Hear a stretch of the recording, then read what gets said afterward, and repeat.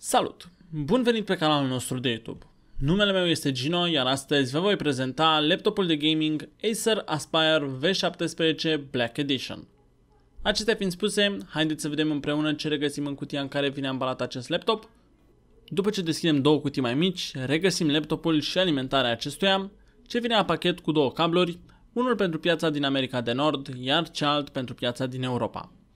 Laptopul vine echipat cu un procesor Intel Core i7 7700HQ din generația Kaby Lake, cu un accelerator grafic Intel HD Graphics 630, o placă video Nvidia GTX 1060, 16 GB memorie RAM DDR4, un SSD de 256 de GB pe conector PCI Express și un hard disk de 1 TB.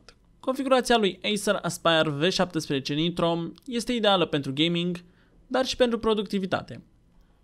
Laptopul beneficiază de o cameră web de 5 megapixeli, ce este peste medie, și de tehnologie eye tracking. Pentru top eye tracking sunt numeroase jocuri și aplicații compatibile și cum tehnologia este abia la început, putem să ne așteptăm ca pe viitor lista să se mărească. Ecranul de care dispune Acer Aspire V17 Nitro este un panou IPS LCD cu o diagonală de 17 inch și o rezoluție de 3840 pe 2160 sau 4K, cum mai este cunoscută această rezoluție.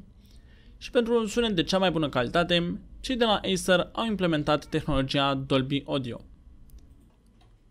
Tastatura este bine spațiată și retroiluminată pentru a fi ușor de folosit chiar și în timpul sesiunilor nocturne de gaming.